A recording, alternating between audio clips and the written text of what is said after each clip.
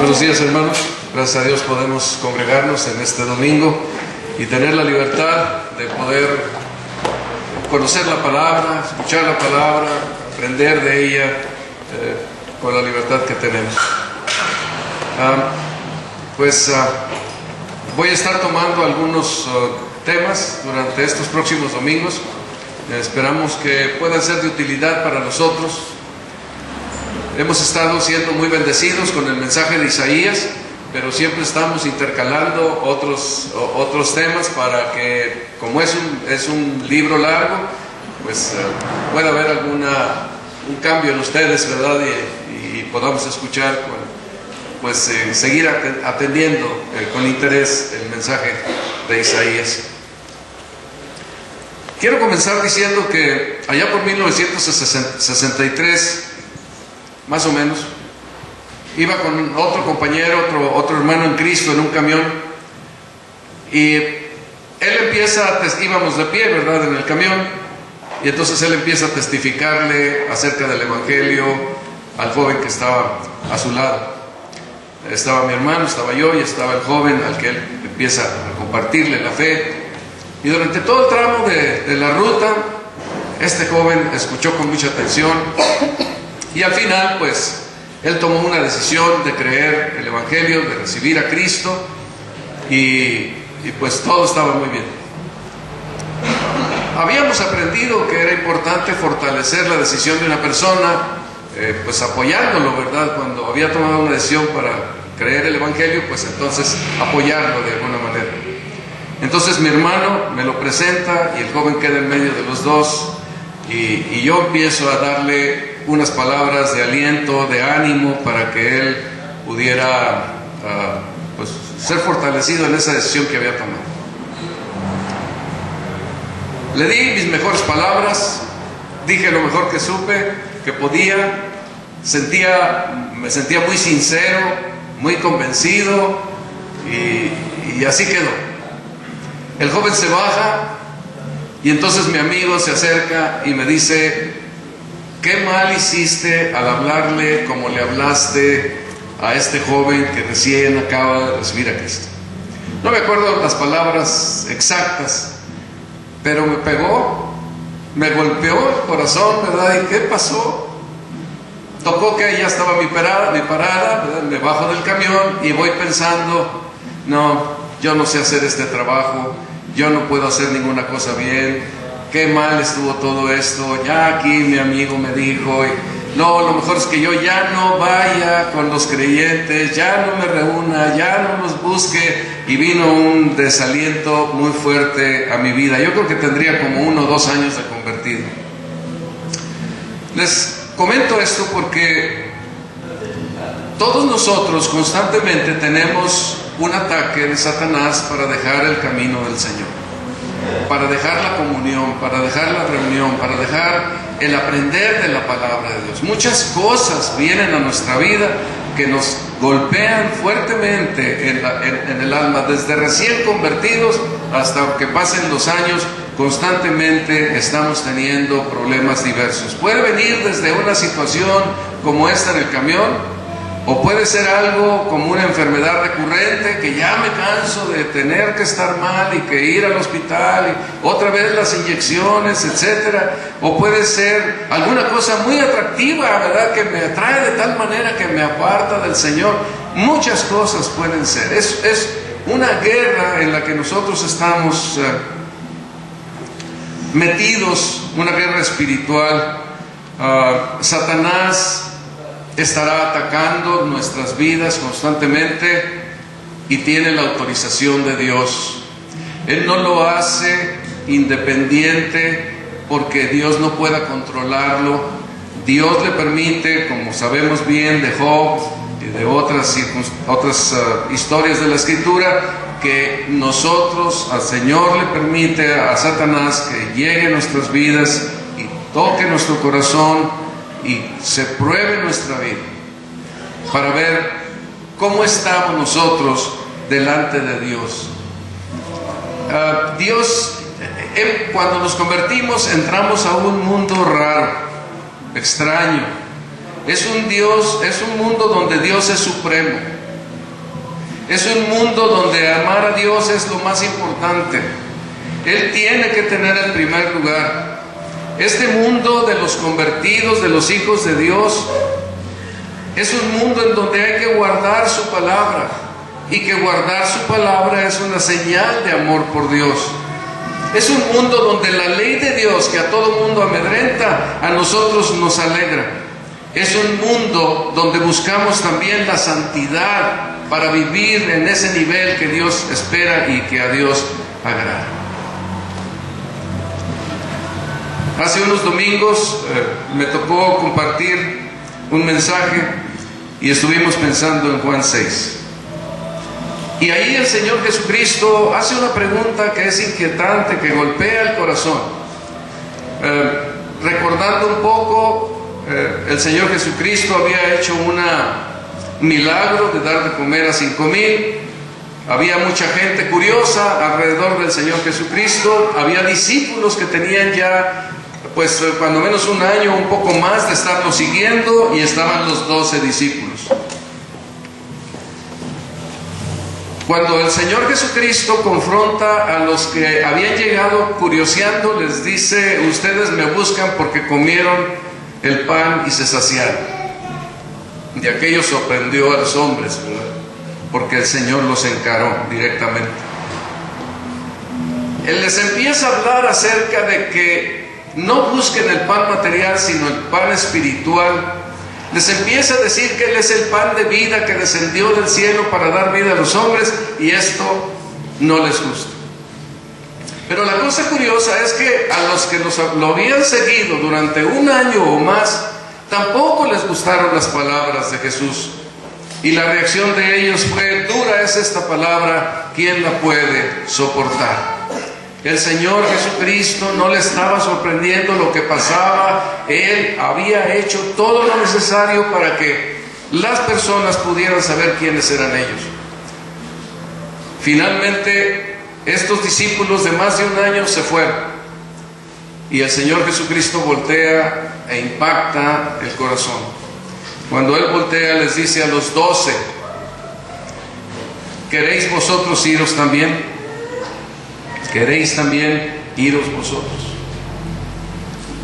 Y el aspecto ahí importante, el punto importante es que esto definió a los discípulos, porque inmediatamente, con la voz de Pedro, todos dijeron: Señor, ¿a quién iremos? Tú tienes palabras de vida eterna, y nosotros hemos creído y conocemos que tú eres el Cristo, el Hijo del Dios viviente. Un problema, una situación que sacó a la luz lo que había en cada uno de los corazones. Yo creo que es importante que durante nuestra vida, toda nuestra vida cristiana, y así Dios lo hace, Dios nos enfrenta nos enfrenta con la definición de nuestra propia vida. ¿Quién soy yo? ¿Soy un hijo de Dios o no lo soy? ¿A quién amo? ¿Es Dios importante para mí o no lo es? ¿A quién sirvo? ¿Me interesa hacerlo? ¿Me gozo en su palabra? ¿A quién necesito yo en mi vida? Estas cosas las presenta el Señor. La palabra de Dios nos dice que nosotros debemos de ser fieles hasta la muerte. Constantemente estaremos enfrentados a situaciones y problemas diversos, pero tiene que ser probada nuestra vida, porque necesitamos saber lo que hay en nuestro corazón. ¿Quién está ahí? Si verdaderamente yo soy un hijo de Dios o no lo soy. Y Dios está interesado que eso suceda en nuestra existencia, en nuestro diario vivir. Sé fiel hasta la muerte. En Lucas dice: el que oye mis palabras y las hace, lo comparo a alguien que está sobre la roca. Construye su casa sobre la roca. El que no las hace, viene el desastre sobre su vida. Cuando llega la madre y los hermanos de Jesús físicos llegan y andan, bueno, no tocan puerta, ¿verdad? Pero llegan y lo buscan. Y entonces le dicen: tu madre y tus hermanos te buscan. Y el Señor Jesucristo les dice: mi madre y mis hermanos son los que oyen la palabra de Dios y la hacen. Este es un punto importante y esto es medular. El Señor ha dejado la iglesia para que nosotros conozcamos de la palabra de Dios. Debemos madurar. Cuando conocemos el Evangelio somos bebitos espiritualmente, pero debemos de crecer, debemos madurar, debemos permitir y debemos ser edificados y debemos permitir ser edificados. La iglesia tiene ese propósito tan importante. Debemos ser instruidos para estar fortalecidos cada día. Los ataques de Satanás son constantes y siempre estaremos ante esta situación muy especial.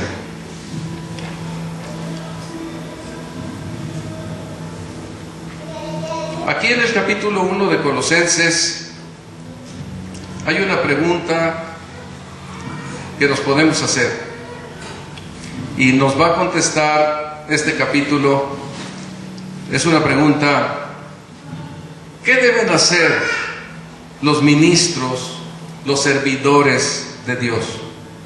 ¿En qué se deben ocupar los servidores de Dios? ¿Cuál debe ser el objetivo central en su ministerio? Estas cosas son importantes y la intención en esta mañana, al repasar este capítulo de Colosenses, es tratar de ver esto. Si hay una iglesia, si hay ministros en una iglesia, si hay un pueblo en una iglesia, pues ¿qué es lo que deben hacer?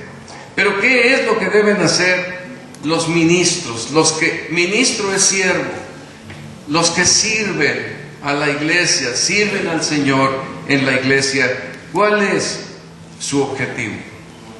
Y tiene que ver con la necesidad de que nosotros maduremos y seamos edificados, que seamos instruidos y estemos preparados, porque debemos ser edificados sobre el fundamento de los apóstoles y profetas, quien es Jesucristo mismo, y el edificio debe crecer coordinadamente para ser un templo santo en el Señor. Todos nosotros debemos hacer esto, así que la iglesia está ahí porque el propósito que Dios tiene para la iglesia es muy definido. Algunas cosas importantes, aprendemos aquí en Colosenses. Y creo que tiene que ver con dos aspectos especialmente. Allí en el versículo 23, el primer capítulo, nos dice: si en verdad permanecéis fundados y firmes en la fe, sin moveros de la esperanza del Evangelio que habéis oído, el cual se predica en toda la creación que está debajo del cielo, del cual yo, Pablo, fui hecho ministro. O sea, una primera de las cosas, una cosa primera que nos dice aquí el capítulo 1 es que Pablo es ministro del Evangelio. Pero cuando llegamos aquí al versículos 24 y 25, dice: ahora me gozo en lo que padezco por vosotros, y cumplo en mi carne lo que falta de las aflicciones de Cristo por su cuerpo, que es la iglesia, de la cual fui hecho ministro según la administración de Dios que me fue dada para con vosotros, para que anuncie cumplidamente la palabra de Dios. Aquí se presenta entonces el apóstol Pablo como hecho ministro de la iglesia, ministro del Evangelio, ministro de la iglesia. Y debemos tener en nuestro corazón muy claro, hermanos, que estas son las cosas a las que deben ocuparse los que sirven al Señor o los que predican. Un día tú podrás estar sirviendo al Señor, o ahorita tú debes de estar sirviendo al Señor, y pues dos cosas buscamos. Una tiene que ver con el Evangelio de Jesucristo, la otra tiene que ver con la iglesia de Jesucristo. Y es ahí a lo que nos vamos a ocupar. Y tiene un objetivo principal que también vamos a ver en esta mañana. La primera cosa, el primer asunto que vemos es el tramo más largo de este pasaje. Cuando la palabra de Dios nos dice que el apóstol Pablo se ve como ministro del Evangelio. ¿Qué debe hacer alguien que sirve al Señor en la iglesia? Predicar el Evangelio, dedicarse al Evangelio, ver el Evangelio. Podemos hacer muchas cosas, ¿verdad? De muchas clases, pero el punto central, el objetivo principal es predicar el Evangelio. Cuando nosotros leemos aquí Colosenses del versículo 3 hasta el versículo 23, nos da un panorama claro de las características de ese Evangelio. Porque a lo mejor una persona puede predicar otro Evangelio, pero tiene que predicar el Evangelio de Jesucristo. ¿Y de qué se trata el Evangelio de Jesucristo? Aquí el apóstol Pablo nos presenta qué características tiene este Evangelio de Jesucristo. La primera cosa que aprendemos aquí de este Evangelio de Jesucristo es que es un Evangelio que está vivo y actúa, y está vivo y actúa porque surge de Dios que está vivo, no está muerto, es un Dios vivo. Este es un Evangelio que actúa poderosamente. Se cumple lo que el Señor dijo allá en Isaías: porque como desciende de los cielos la lluvia y la nieve y no vuelve allá, sino que riega la tierra y hace germinar y producir y da semilla al que siembra y pan al que come, así será mi palabra que sale de mi boca, no volverá a mí vacía, sino que hará lo que yo quiero. Esto es claro.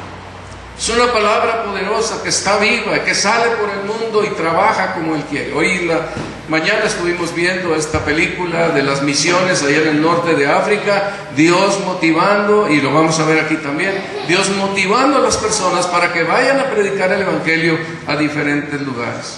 Así será mi palabra que no sale de mi boca, que sale de mi boca, no volverá a mí vacía, sino que hará lo que yo quiero y será prosperada en aquello para que la envíe.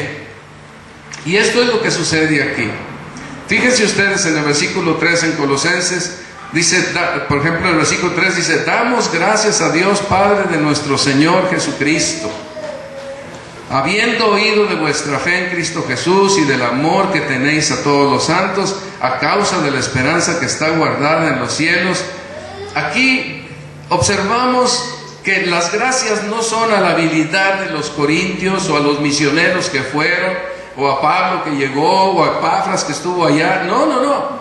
Aquí la gratitud es a Dios, Padre de nuestro Señor Jesucristo, porque Él fue el que produjo esta vida de madurez de los colosenses, donde tenían una fe fundada en Cristo Jesús, un amor hacia todos los santos y una esperanza bien definida respecto de la eternidad. Esta palabra había obrado en ellos y los había levantado a una posición de estar bien fundamentados, firmes, maduros. Fíjense ustedes también aquí cómo esa palabra pues lleva a madurez, porque sale de Dios y hace Dios lo que quiere con ella. Luego que entramos también, por ejemplo, en el versículo 6, dice: esta palabra del Evangelio ha llegado hasta vosotros, así como a todo el mundo, y lleva fruto, y crece también en vosotros desde el día que lo oísteis y que conocisteis la gracia de Dios en verdad. Cuando nosotros creemos el Evangelio, escuchamos el Evangelio, lo creemos, entonces la palabra de Dios empieza a ser una operación de madurez, de crecimiento espiritual. Lo lógico, hermanos míos, es que si hemos conocido a Jesucristo, que hemos creído el Evangelio, debemos crecer y madurar espiritualmente. Esta es la obra del Evangelio en cada uno de nosotros, que no es obra de hombres, es obra de Dios y del Espíritu Santo. Si somos de Cristo, la obra se tiene que hacer, porque es la obra de Dios. Si no hay nada, pues no pasa nada, pero si está ahí el poder de la gracia de Dios, está el poder de la palabra de Dios, entonces lleva fruto y crece, como también en ustedes y en todos los lugares a donde esto sucede. Otra cosa que caracteriza a este Evangelio es que impulsa a las personas a decir el Evangelio, a compartir el Evangelio. Y aquí nos presenta el caso de Epafras, que era un colosense, yo creo que así se dice, ¿no? Un colosense, que era uno de Colosas, más fácil, uno de Colosas, y él había anunciado el Evangelio a su gente allí en su tierra. Y por eso dice el versículo 7, como lo habéis aprendido de Epafras, nuestro consiervo amado, que es un fiel ministro de Cristo para vosotros, quien también nos ha declarado vuestro amor en el Espíritu. Dios nos mueve. ¿Se acuerdan ustedes del endemoniado, verdad, gadareno, que cuando se convierte quiere seguir a Jesús? Y lo que le dice el Señor Jesucristo: vuélvete a tu casa y cuenta cuán grandes cosas ha hecho Dios contigo. Hermanos, comunicar es un impulso del Evangelio. Quienes nos hemos relacionado con el Evangelio de Jesucristo somos impulsados por el Espíritu Santo para hacer esa obra que Él quiere que hagamos. Y lo vemos por todas las Escrituras. Pablo y Bernabé salieron a diferentes lugares a predicar el mensaje del Evangelio y iban a todo lugar. Otra de las cosas que observamos aquí del versículo 9 al versículo, es un evangelio vivo que mueve. Él está moviendo a las personas, los corazones, el crecimiento a través de nosotros. Por el otro lado, nos mueve algo que es importantísimo dentro de lo que es la iglesia, y es la oración. Del versículo 9 al 14 encontramos que lo primero que sucede en el corazón de los hermanos era que ellos oraban por los colosenses. Dice: por lo cual también nosotros, desde el día que lo oímos, no hemos cesado de orar por vosotros y de pedir que seáis llenos del conocimiento de su voluntad en toda sabiduría e inteligencia espiritual, para que andéis como es digno del Señor, agradándole en todo, llevando fruto en toda buena obra y creciendo en el conocimiento de Dios. Y más. Pero es muy definido que este evangelio se caracteriza porque pone a las personas a orar unos por otros. Hay un interés en el crecimiento de las personas, hay un interés en que las personas puedan madurar espiritualmente, porque la guerra es muy fuerte. Si los colosenses habían crecido y habían llegado, el fruto entre ellos crecía y se había desarrollado, era porque estos hermanos estaban orando por ellos. Dios ha hecho así el evangelio. Él participa y nosotros participamos, hacemos la parte que Él quiere que nosotros hagamos. Pero es una característica del evangelio. Si alguien se convierte, entonces nos interesa y oramos unos por otros y le damos gracias. Especialmente le damos gracias en algo que es muy significativo en nuestra oración, y es, dice 12, con gozo dando gracias al Padre que nos hizo aptos para participar de la herencia de los santos en luz. Le damos gracias con gozo por participar en estas oraciones y en esta petición para otras personas. Yo creo que muchas veces estamos muy centrados en nosotros mismos y nos olvidamos de cuánta necesidad hay para orar por otras personas. Qué bueno será que nosotros no lo olvidemos, queridos hermanos, que nosotros nos apeguemos a esto y que demos gracias por tener el privilegio. Es un alto privilegio. En este mundo materialista puede ser que no lo veamos, pero el alto privilegio que tenemos es el espiritual, y tenemos este privilegio de participar de la herencia de los santos en luz. Y una verdad poderosa es que nos permite estar recordando algo que con frecuencia nosotros olvidamos. No debemos de olvidar que el Señor, como dice el versículo 13, nos ha librado de la potestad de las tinieblas y trasladado al reino de su amado Hijo. Ya no estamos, y le damos gracias a Dios en oración por esto, porque los apóstoles, por los colosenses y por ellos, pero estamos dando gracias a Dios porque ese evangelio glorioso nos libra de las potestades de las tinieblas. Cuando hemos venido al conocimiento de la fe, ya no estamos en el reino de las tinieblas. Las tinieblas no tienen por qué dominarnos o esclavizarnos, porque hemos sido pasados del reino de las tinieblas, del poder, de la potestad, de la autoridad de las tinieblas, al reino de su amado Hijo. Esto es un hecho, pero tenemos que ser edificados y consistentes en la palabra de Dios para comprender esta verdad que es gloriosa, porque es lo único que nos libera a nosotros de la presión que tenemos constantemente sobre nosotros, de las tentaciones, las presiones diversas de Satanás. El Señor Jesucristo, por su gracia, por su muerte en la cruz y su resurrección, nos ha librado de la potestad de las tinieblas y trasladado al reino de su amado Hijo, en quien tenemos redención por su sangre y perdón de pecados. El Evangelio se caracteriza porque obra. Entonces es un Evangelio vivo y es un Evangelio que nos lleva a orar sabiamente. Debemos orar, como dice la palabra de Dios, por lo que nos enseña el Padre Nuestro, ¿verdad? Pero primero ponemos a Dios sobre todas las cosas espirituales. Venga tu reino, que tú domines, y también el pan de cada día, pues dándolo hoy. Todas estas cosas son parte de esta oración, pero es una oración sabia, una oración que está centrada en lo espiritual, no centrado en lo material. Otro punto más es que este Evangelio nos presenta en una manera muy, muy especial al Señor Jesucristo en un nivel alto. El Evangelio exalta al Señor Jesucristo. Ahí el versículo 15 hasta el versículo 19, Él es la imagen del Dios invisible, porque en Él fueron creadas todas las cosas. Versículo 16, Él es antes de todas las cosas en Él subsisten. Él es la cabeza del cuerpo, que es la iglesia. Él es el principio y el primogénito de los muertos, por cuanto agradó al Padre que en Él habitase toda plenitud. Este Evangelio exalta al Señor Jesucristo, lo pone en un alto nivel. Él es el creador, Él es el sustentador, Él es el que es cabeza de la iglesia, Él es el jefe de la iglesia, Él es el Señor de todos nosotros. Si un Evangelio no exalta a Jesucristo sobre todas las cosas, no es el Evangelio de Dios. Es otro Evangelio. Y los ministros, óigase, ministros como servidores, doulos, como el servidor,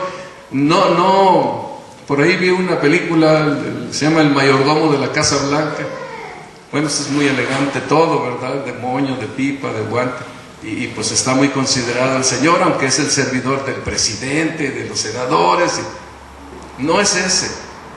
Este es un doulos, el siervo más bajo, el esclavo más bajo. Esa es la palabra que se utiliza para los servidores en la iglesia, para los ministros de la iglesia.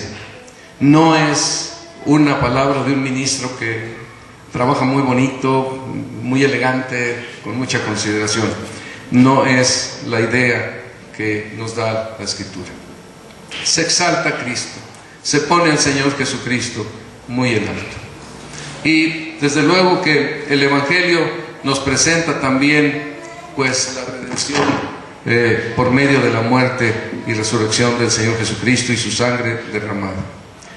Aquí observamos que el Evangelio de Dios es como dice pues, los versículos 20 al 22. Y por medio de él reconciliar consigo todas las cosas, así las que están en la tierra como las que están en los cielos, haciendo la paz mediante la sangre de su cruz.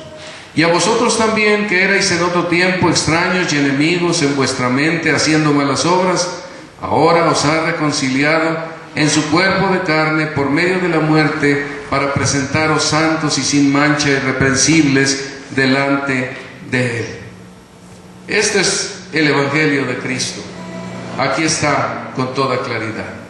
El Evangelio del Señor Jesucristo nos reconcilia, pero nos reconcilia a través de algo perfectamente tangible, su cuerpo, y dice el apóstol Pablo aquí, su cuerpo de carne.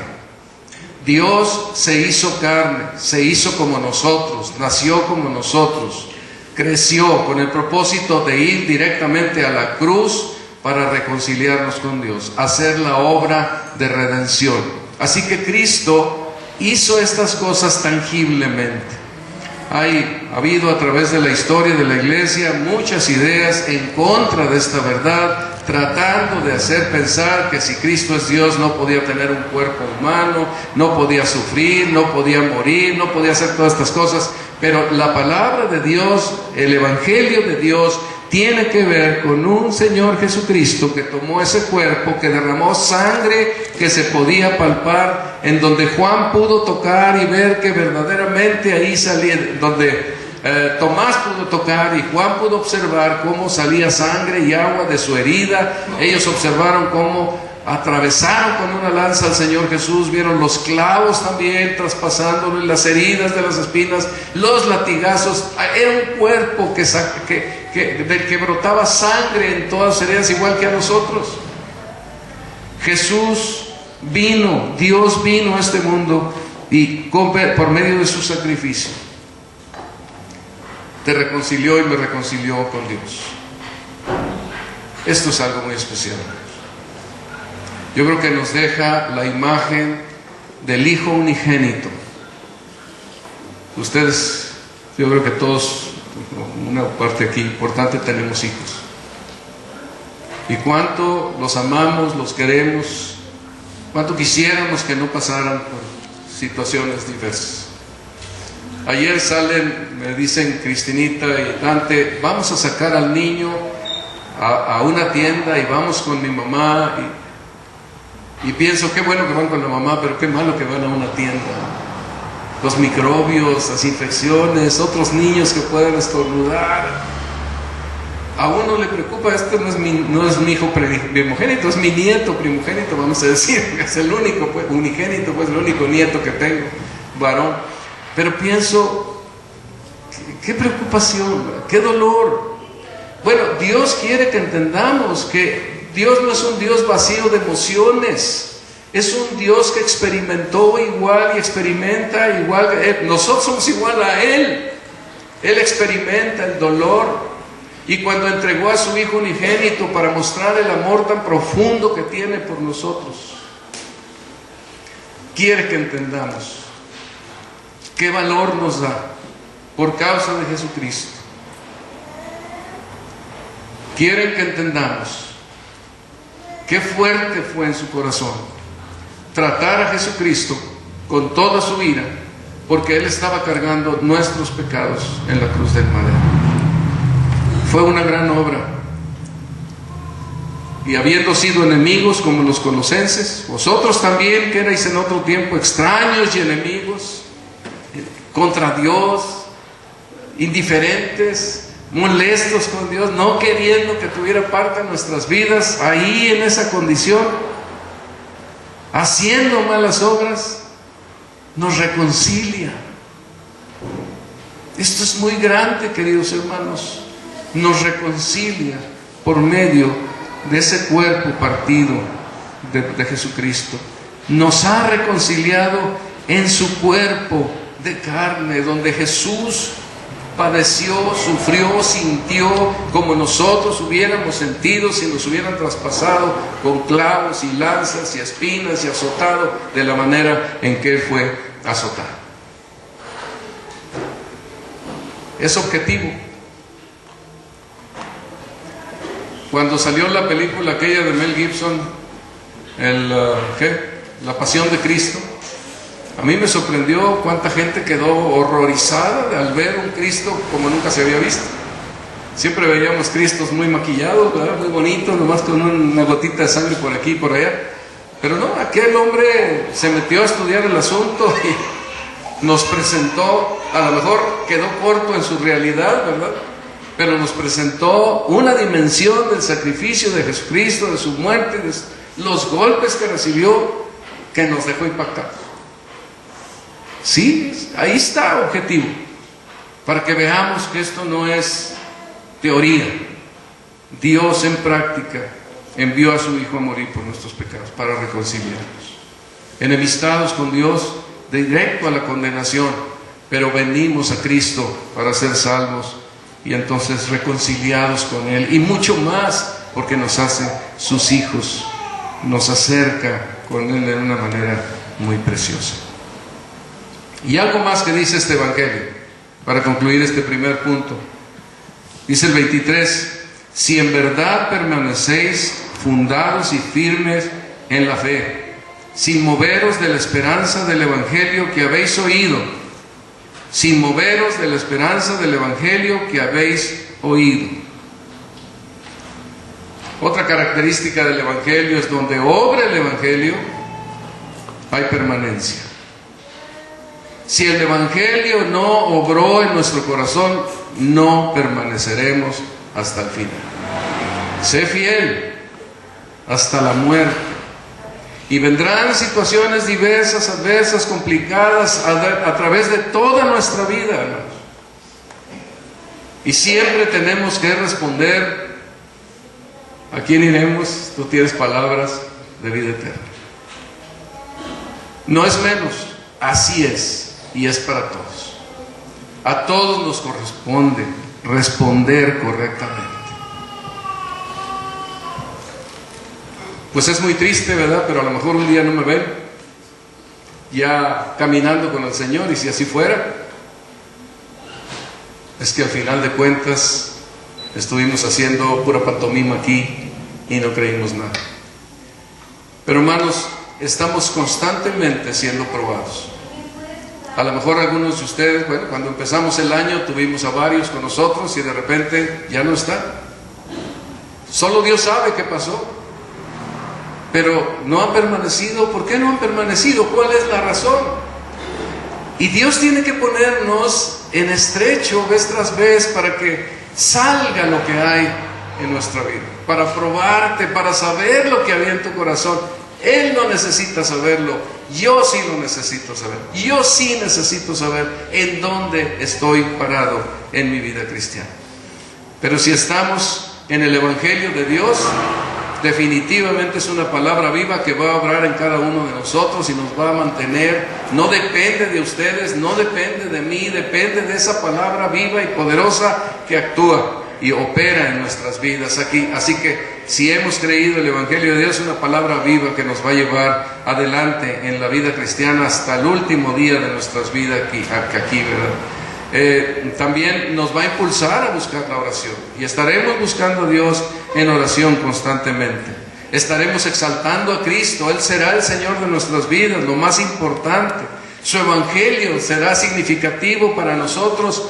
Y yo recuerdo el caso de alguna persona con quien estuvimos, había sido muy bonita su decisión, estábamos todos muy contentos por aquella salvación que ella decía tener. Pero conforme fuimos avanzando en el Evangelio y conociendo más de Jesucristo, a ella le desilusionó completamente el que se estuviera hablando de esas cosas que no tenían ningún importante significado, como la condenación eterna, etc.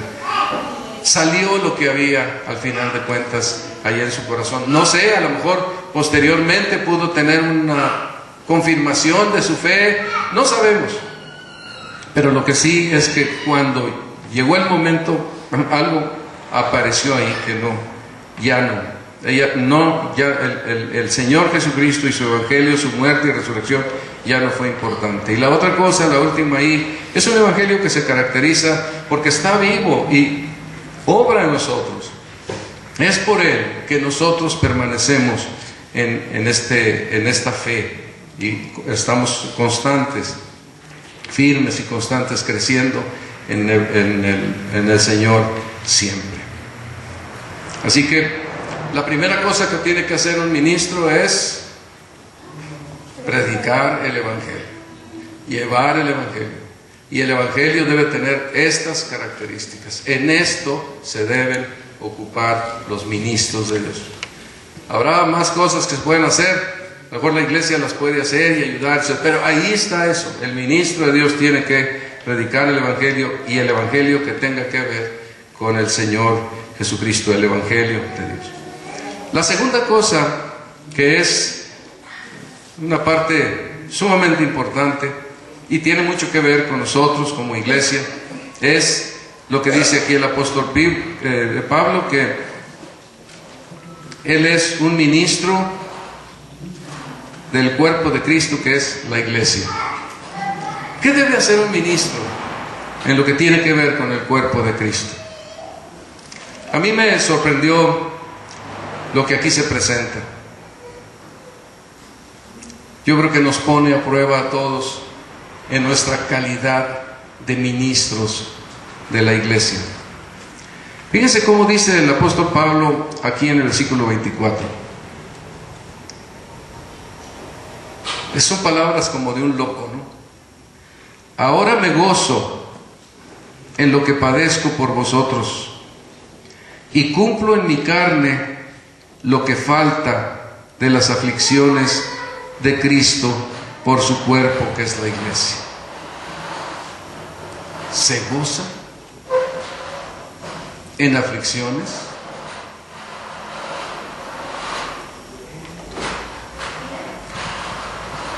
A veces parece difícil comprender lo que aquí quiere decir el apóstol Pablo, pero definitivamente lo que sí no quiere decir es que a Cristo le faltó algún sufrimiento en la cruz. Eso sí no, porque ese no le faltó nada. Él nos reconcilió con su sacrificio expiatorio en la cruz y nada le falta. Este sacrificio fue suficiente, no necesita ninguna otra cosa. Pero lo que sí tiene que ver aquí es que hay un sufrimiento especial por el crecimiento de la iglesia. Un ministro del Evangelio que no sufre por el crecimiento de la iglesia no es un ministro del Evangelio. Si no le preocupa, si para él puede pasar desapercibido, si alguien se va, si alguien se queda, si alguien padece alguna situación, entonces algo está faltando en ese ministro. El apóstol Pablo nos dice: me gozo en lo que padezco por vosotros. Pero no era Pablo solo. Yo soy muy bueno y padezco por ustedes. No.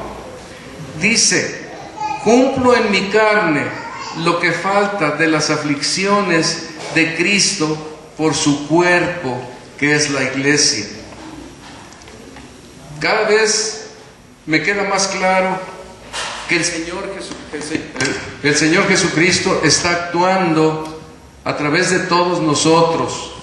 Él vive en nuestro corazón, como lo vamos a ver un poquito más adelante. Él vive allí. Él se ha formado ahí, Él ha llegado a nuestras vidas. Y nosotros estamos siendo participantes del Señor Jesucristo en nuestras vidas.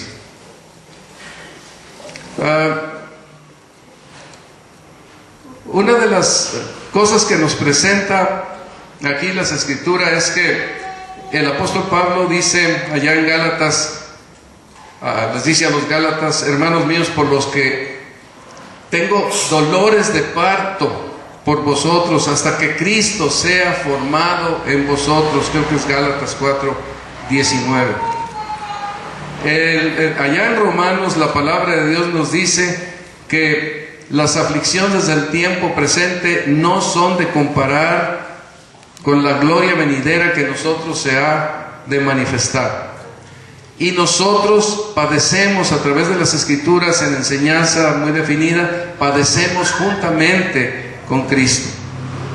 Dice 2 Corintios 1:5: porque de la manera que abundan las aflicciones de Cristo, así abundan por el mismo Cristo nuestra consolación.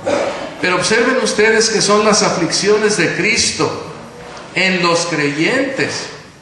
Cuando el apóstol Pablo estaba persiguiendo a la iglesia y que se enfrenta ya en Hechos 9 con la gloria del Señor Jesucristo, observamos que lo que sucede ahí es que el Señor le dice: Pablo, ¿por qué me persigues?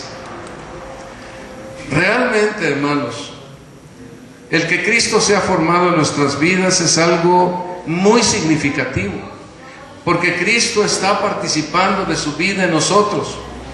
Y si en un ministerio debe existir esto, es porque el sentir de Cristo, el corazón de Cristo debe de estar en el ministro o en los ministros que sirven al Señor.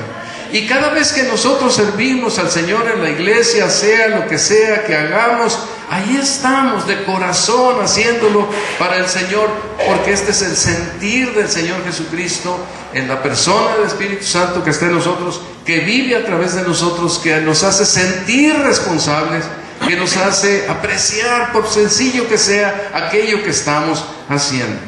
Es el sentir de Cristo. El apóstol Pablo se está refiriendo aquí a que él está sintiendo las aflicciones del Señor Jesucristo por la iglesia en su crecimiento y en su desarrollo espiritual. Como ministro de Dios, como siervo de Dios, él estaba preocupado. Por eso lo encontramos diciendo que con muchas lágrimas había estado ayudando y había estado enseñando todo aquello que era importante para las personas. Si alguien es un ministro de Cristo, me decía una persona la semana pasada, 2 personas la semana pasada, debe amar a los hermanos, debe sufrir por ellos, le deben doler, le deben importar. Entonces, si alguien es ministro de la iglesia, de la misma manera que el apóstol Pablo, entonces debe amar a los hermanos, debe amar a la iglesia. Y pues habrá muchos dolores que habrá que padecer, porque son dolores que afectan al Señor Jesucristo. El Señor nos enseñó que nos gocemos con los que se gozan y que lloremos con los que lloran. No va a significar que ustedes háganlo, yo no lo hago, porque nuestro Dios no es así. Lo que Él manda, Él lo vive y Él lo enseña. Si Él enseña, gócense con los que gozan, es porque Él se goza cuando estamos gozosos. Y cuando dice lloren con los que lloran, es porque Él llora también cuando estamos tristes, afligidos, en dificultades o en persecuciones. Ahí está el Señor Jesucristo a través de nuestros cuerpos, de nuestra carne, como dice aquí el apóstol Pablo, sufriendo, padeciendo, gozándose, haciendo, yendo, todo aquello que tiene que ver con nuestro Dios. Esto es el ministerio del apóstol Pablo y el ministerio de todo aquel que sirve en la iglesia de Jesucristo. Otra cosa, como un segundo asunto aquí que nos enseña, es que el apóstol Pablo anuncia la palabra de Dios cumplidamente.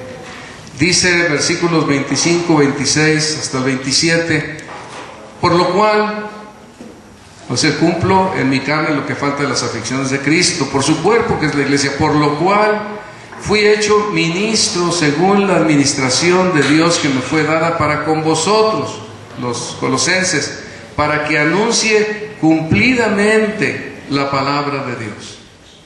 Cumplidamente es una palabra que significa el deseo de Dios. Él quiere, es su voluntad, que su palabra sea enseñada completamente, en todos los aspectos, en todas sus facetas.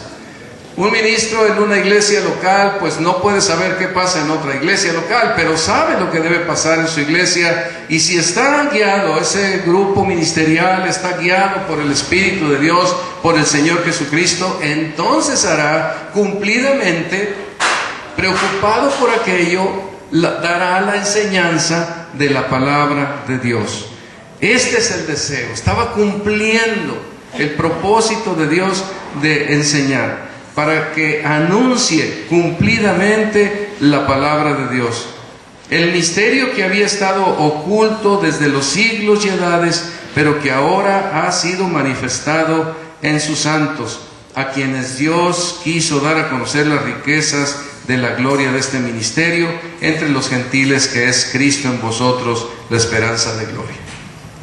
Necesitamos enseñar la palabra de Dios en todos sus aspectos, porque hay algo aquí profundamente significativo. Ustedes piénsenlo. Este misterio que ha sido declarado a través del Evangelio es un misterio precioso, porque dice que este misterio entre los gentiles es Cristo en vosotros, la esperanza de gloria. Cuando nosotros venimos a Cristo, y creemos en Él, creemos el Evangelio cuando Él nos ha llamado y nos ha mostrado la fe, algo sucede que es poderoso, que es de Dios y que es glorioso. Cristo queda insertado en nuestras vidas de tal manera que más y más se va manifestando el Señor Jesucristo en mi vida y menos estoy yo siendo manifestado. Se va reflejando más y más el Señor Jesucristo. Es algo en lo que se va creciendo.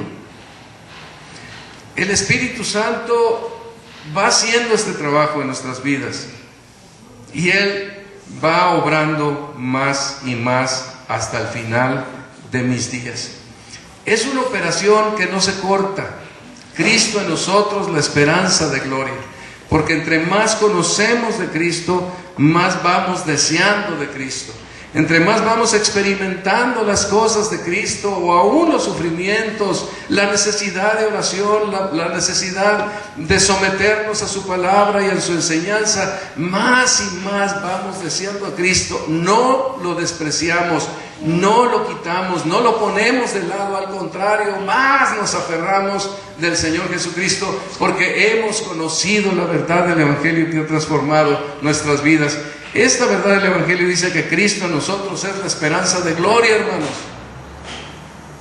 Es una esperanza que la tomamos con todo el corazón hasta la muerte, hasta el último día de nuestras vidas.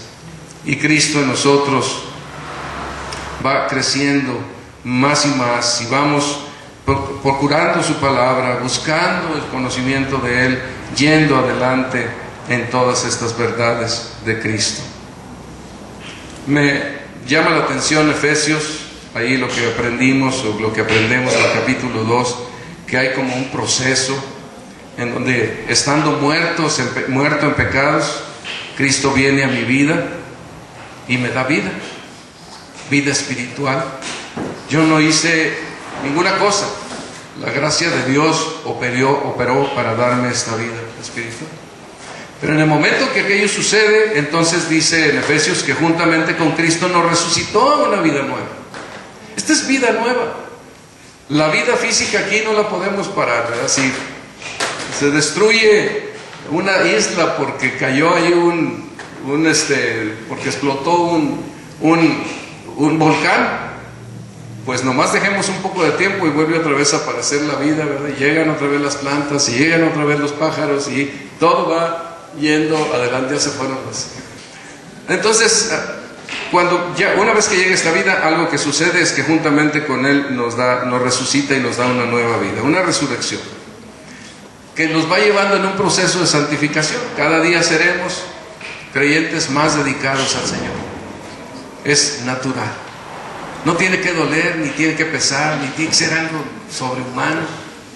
Es natural, porque tenemos vida espiritual de Dios.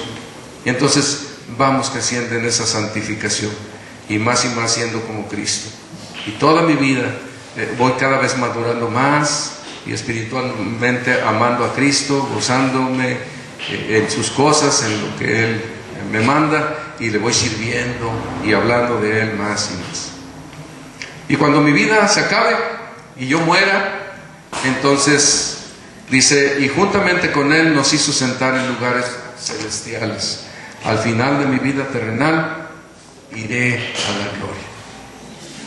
Cristo en mí es la esperanza de gloria, porque tengo esa esperanza gloriosa de que tengo una vida espiritual. Tengo esa esperanza gloriosa porque voy madurando y yendo en el proceso de santificación, conociendo más y más de Dios. Y tengo una esperanza gloriosa porque un día estaré en su presencia. Cuando yo muera y mi cuerpo quede aquí, mi espíritu irá a su presencia y estaré ahí con Él, gozando, viviendo, porque después decía Pablo, para mí el morir es ganancia, ¿verdad? Colosenses dice allá en el capítulo 3, versículo 1, si pues habéis resucitado con Cristo, buscad las cosas de arriba, donde está Cristo sentado a la diestra de Dios. Poned la mira en las cosas de arriba, no en las de la tierra, porque habéis muerto y vuestra vida está escondida con Cristo en Dios. cuando Cristo vuestra vida se manifieste, entonces vosotros también seréis manifestados con Él en gloria. Cristo en vosotros, la esperanza de gloria. Y bueno, un último asunto aquí muy importante. Esta acción de que Cristo está en nosotros y se va desarrollando y es una esperanza de gloria, requiere que nosotros fielmente hagamos la obra de la predicación del Evangelio. Observen ustedes en el versículo 28 y 29. Este Cristo, que es la esperanza de gloria, a quien anunciamos, y observen las palabras, los énfasis, amonestando a todo hombre y enseñando a todo hombre en toda sabiduría, a fin de presentar perfecto en Cristo Jesús a todo hombre, para lo cual también trabajo, luchando según la potencia de Él, la cual actúa poderosamente en mí. Se ve que se respira ahí un ambiente de mucho jaleo, de mucho trabajo, de mucha preocupación o de mucho énfasis en la enseñanza. Aquí el apóstol presenta la palabra de amonestando a todo hombre. Una de las acepciones o una de las maneras de entender la palabra amonestar es fijar convicciones en la mente de una persona. Nosotros venimos del mundo, en una condición perdida, de enemigos de Dios, no sabemos nada de Dios y entramos a la vida. Entonces viene la instrucción, viene la amonestación, para que las verdades de la palabra de Dios vayan siendo parte de nuestra vida. Se fijan esas convicciones en la mente, esas convicciones que Dios nuestro Padre y que el Señor Jesucristo, Señor de la Iglesia, quiere que nosotros se establezcan, queden ahí bien definidas.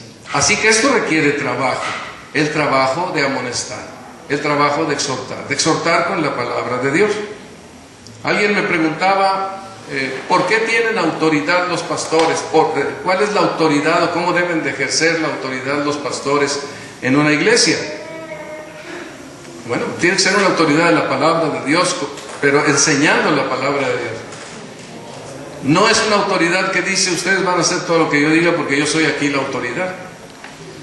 No es una autoridad que llega y dice, primero, antes que nada, ustedes se tienen que sujetar a mí porque yo soy la autoridad.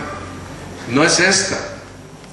La autoridad es para dar el consejo de Dios y para instruir a una persona en que viva para el Señor de acuerdo a sus principios. A lo mejor pudiera ser que nos toca, ¿verdad?, encontrar, o que a alguien le toca, vamos a cambiarlo al otro lado, que a alguna persona, a alguno de ustedes le toca, que me encuentran diciendo mentiras en mi vida. Ya me dijo una mentira, me dijo otra mentira, dijo que venía y no viene, dijo que así no hace, no llegó a tiempo. Entonces, alguno de ustedes puede llegar conmigo y decirme, ¿qué está pasando? ¿Por qué no estás cumpliendo lo que prometes? ¿Por qué no estás llegando a tiempo para hacer tus cosas? ¿Por qué no me has dejado volando varias veces en citas que nosotros teníamos? Entonces hay una exhortación. ¿Pero por qué es una exhortación? Porque está basada en la palabra, porque la palabra de Dios nos dice que sea nuestro hablar sí, sí o no, no, ¿verdad? No podemos andar con medias tintas, tenemos que andar con la palabra como es. Eso nos sirve muy bien en nuestro hogar, en nuestra vida, en todas partes. Si nosotros hablamos con palabra de peso, pues será bueno para nosotros y para lo que hagamos y para lo que ejercitemos. Será muy bueno. No tendrá la gente temor de nosotros. Somos personas de palabra cumplida. Bueno, entonces de lo mismo se trata en una exhortación. Oye, ¿por qué no estás haciendo esto? Ya vemos que por 4 meses estamos observando que no cumples, que no haces, que no tornas, que no vienes, que no te importa.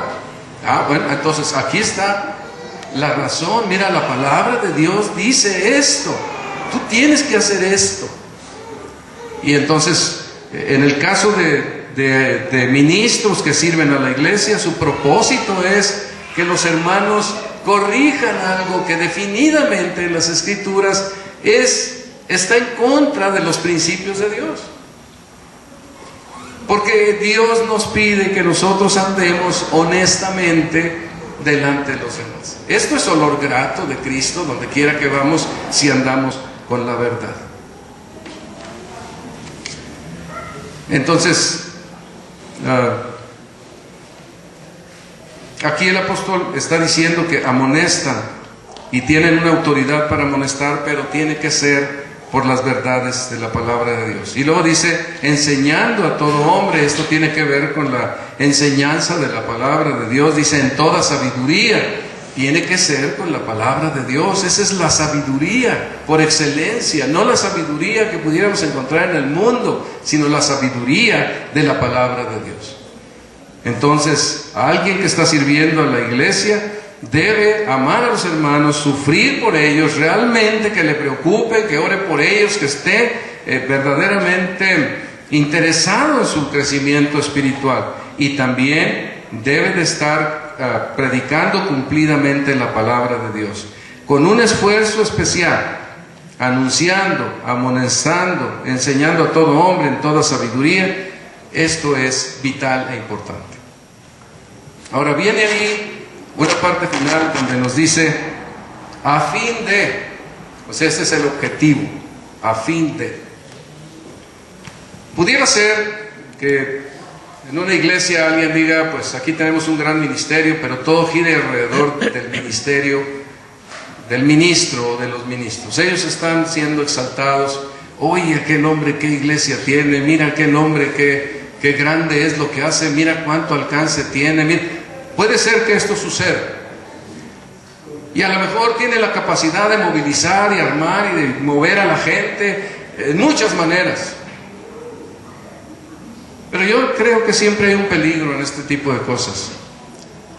Porque la principal objetivo del ministerio de un siervo, que si yo soy un siervo para ustedes, José Luis un siervo para ustedes, y algunos de ustedes que están sirviendo son un siervo para los hermanos, el principal objetivo es este, a fin de presentar perfecto en Cristo Jesús a todo hombre. Puede ser que algunas personas pudieran andar corre y corre de un lado para otro haciendo muchas cosas, pero a lo mejor no son perfectos en Cristo. Están metidos en un activismo tremendo para lograr algunas metas que al final de cuentas le sirven al que está al frente. Oye, qué grande es aquello, ¿verdad? Qué hermoso. No. Todos nosotros nos tenemos que enfrentar ante el Señor Jesucristo. ¿Cómo va a estar mi corazón cuando yo esté en su presencia? ¿Cuál va a ser las palabras de Cristo conmigo? No vamos a ir como una iglesia en donde, a ver, tú serviste así, yo serví con el hermano mengano de tal. No, sí estuvo tremenda la actividad que él tuvo ahí. No, pues qué bueno, eras parte del equipo, sí. No es así. Tú y yo. Cristo y tú, Cristo y yo. Ahí estamos, en su presencia. Perfecto es maduro, alguien que ha desarrollado su vida espiritual y ha crecido espiritualmente, y cuando se madura en Cristo Jesús, se ama al Señor Jesucristo, se ama su palabra, se obedece su palabra en las cosas cotidianas, de todos los días. Tú, ¿cómo estás? Yo, ¿cómo estoy? ¿Qué hiciste? ¿Cómo viviste? ¿Quién soy yo para ti? ¿Cuál es el lugar que yo ocupo en tu vida? ¿Cómo ha sido mi vida para delante del Señor Jesucristo? No se trata de que yo estoy en esa carrera, ¿verdad?, de hacer cosas para que se exalte el ministerio. Estamos para crecer en la comunión con Dios, crecer en nuestra relación con Él, servirle de corazón a Él. Y cualquiera que se precie de ser un ministro de Dios, esta debe de ser su preocupación. Mi hermano está creciendo, mi hermano está caminando en la vida cristiana, mi hermano está teniendo victoria sobre aquellas cosas que le afectan, que lo han dominado, que lo han hecho batallar. Mi hermano está en eso. Esa es la parte medular, que es la parte difícil, es la parte más complicada. Amar a los hermanos, sufrir por ellos, verdaderamente estar preocupados por su desarrollo espiritual, que tengan alimento, que puedan escuchar la palabra, que puedan motivarse en su corazón, amar a Cristo y amar su palabra y servirle de todo corazón. Esta es la parte medular. El apóstol Pablo dice aquí, para lo cual también trabajo luchando según la potencia de Él, la cual actúa poderosamente en mí. No sé si les dejo el mensaje como, pues es el deseo, pero una cosa sí es cierta: servir al Señor es un asunto muy delicado. Servir al Señor es una responsabilidad muy alta. Pero también, hermanos, ser de Cristo es una responsabilidad. Porque si bien los ministros de Cristo debieran de estar preocupados por la iglesia de esta manera, también es cierto que todo el pueblo de Dios debe estar preocupado para ser edificado a fin de que pueda crecer espiritualmente.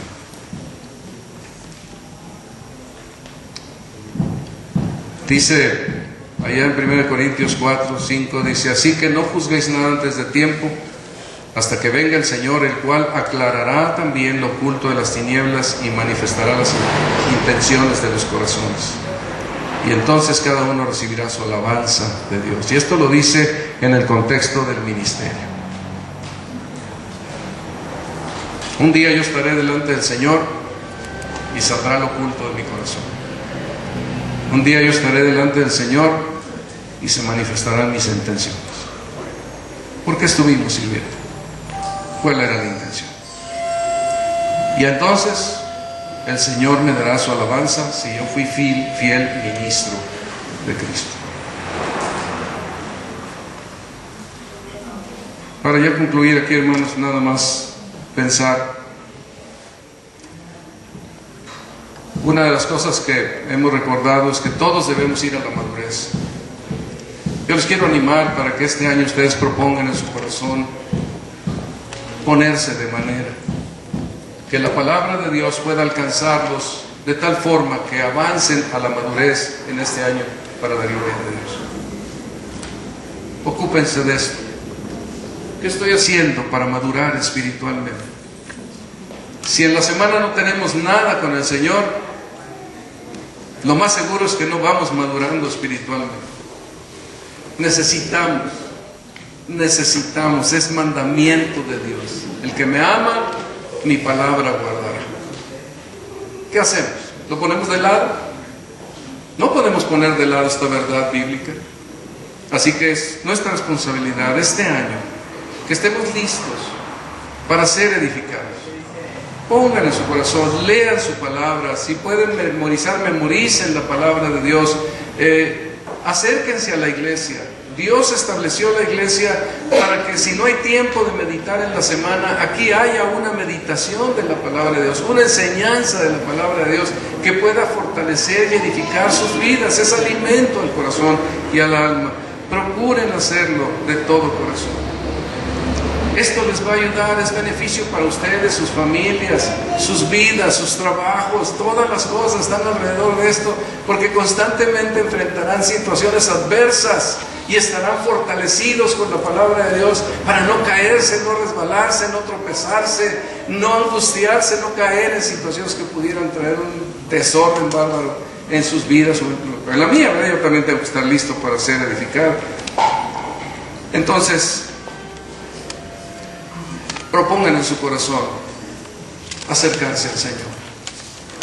Si no lo pueden hacer meditando en su casa, teniendo un estudio bíblico, aquí lo hay. Y en la mañana y en la tarde.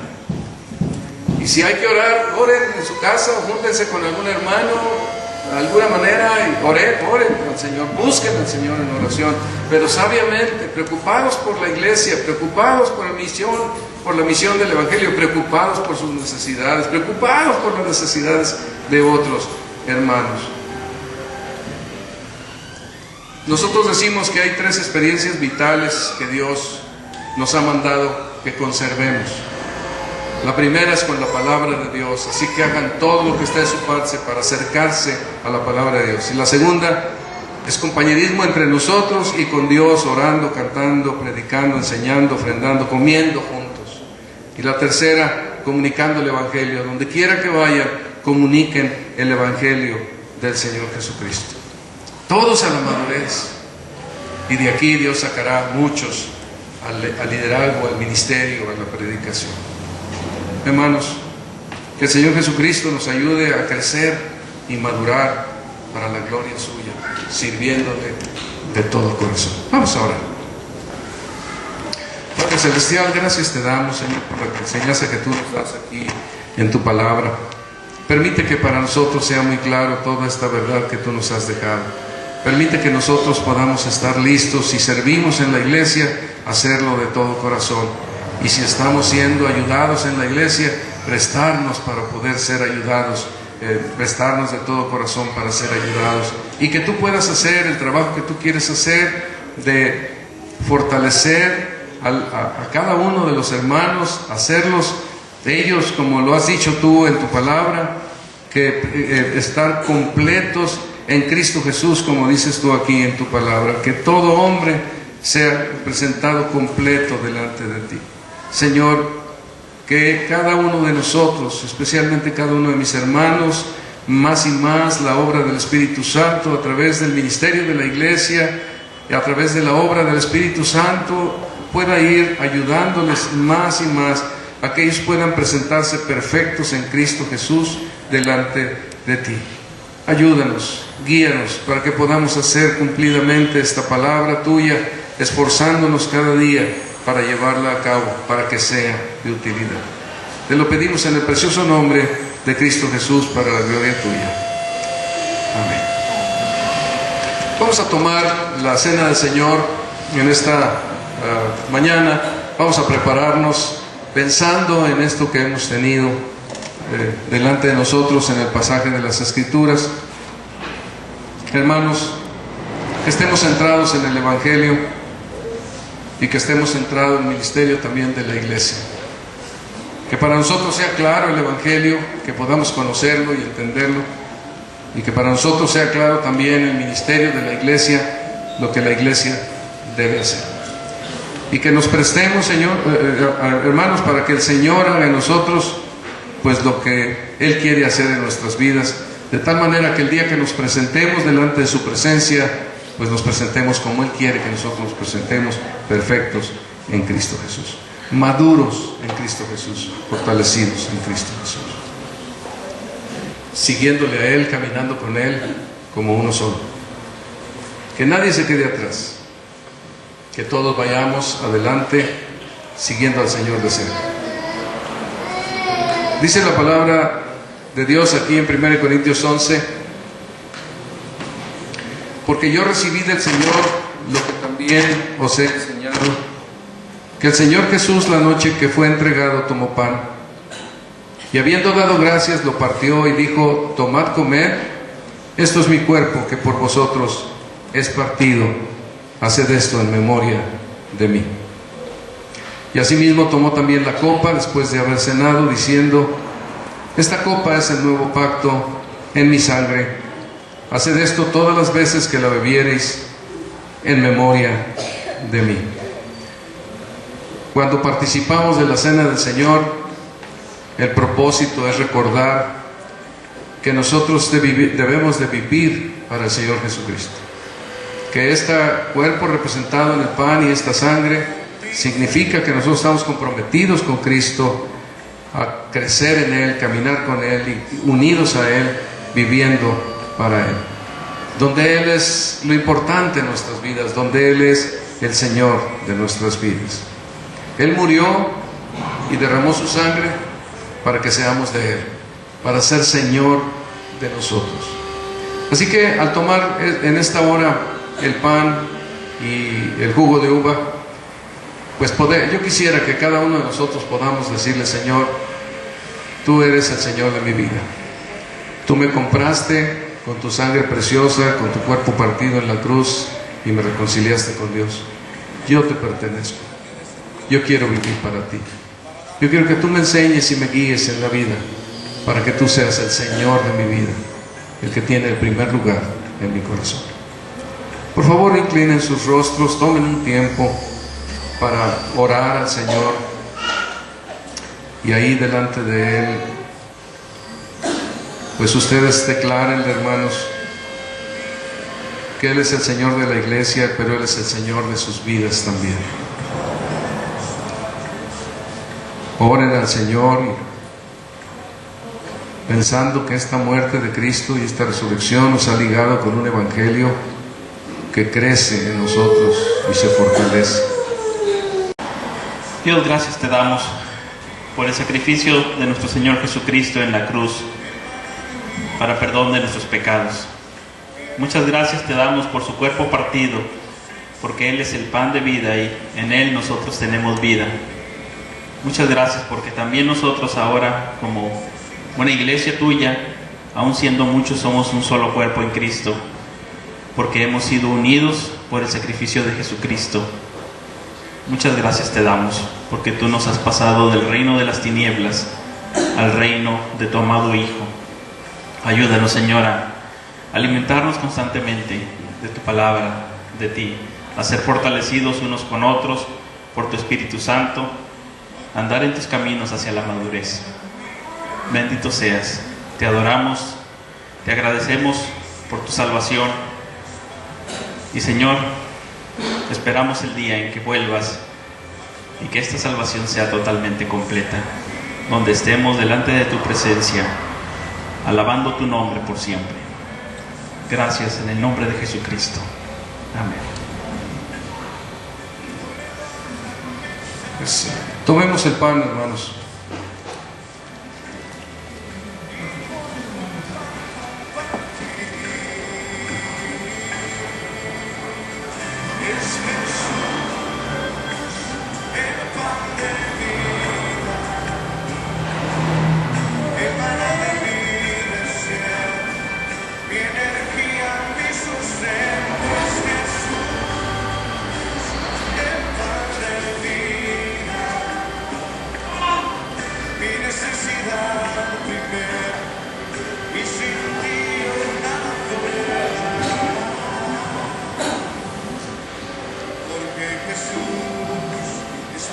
Y asimismo tomó también la copa,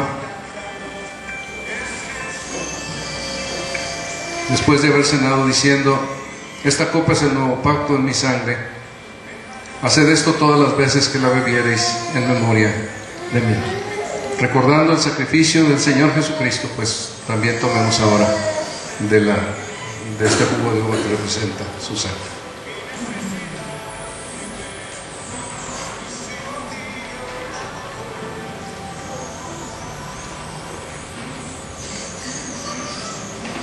Con esto recordamos la muerte del Señor